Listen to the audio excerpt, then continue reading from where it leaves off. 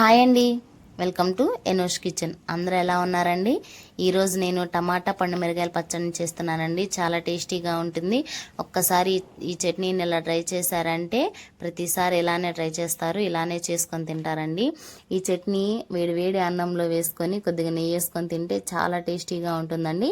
ఇప్పుడు ఈ పచ్చడి ఎలా చేసుకోవాలో చూద్దాం. ముందుగా స్టవ్ వెలిగించి ఒక కడాయిని పెట్టుకొని అందులోకి 2 టేబుల్ స్పూన్ల వరకు ఆయిల్ వేసుకోవాలండి. ఆయిల్ హీట్ అయిన తర్వాత 4 టమాటాలు చిన్న చిన్న ముక్కలుగా కట్ వేసుకొని వేపుకోవాలి.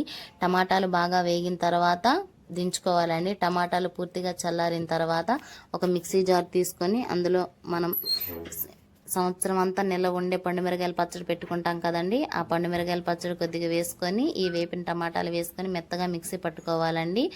మెత్తగా మిక్సీ పట్టుకున్న తర్వాత స్టవ్ వెలిగించి కడాయి పెట్టుకొని అందులో కొద్దిగా ఆయిల్ వేసుకొని తాలింపు దినుసులు బాగా వేగిన తర్వాత 4 కరివేపాకు రెమ్మలను కూడా వేసుకొని వేపుకొని ముందుగా మిక్సీ పట్టుకున్న చట్నీని ఇందులో వేసుకొని కలుపుకోవాలండి. అంతే, ఎంతో సూపర్ టేస్టీగా ఉండే పండుమిరగాయ టమాటా పచ్చడి రెడీ అవుతుంది. Thank you for watching.